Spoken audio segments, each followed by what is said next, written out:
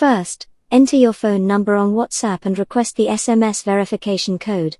Without this code, you can't register your phone number or access WhatsApp.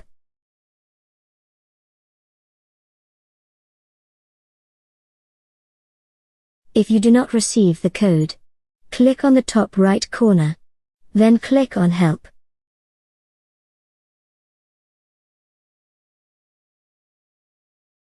Then click on This doesn't answer my question.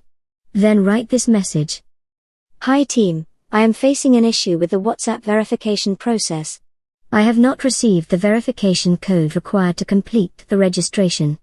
I have checked my connectivity and restarted my device, but the problem persists.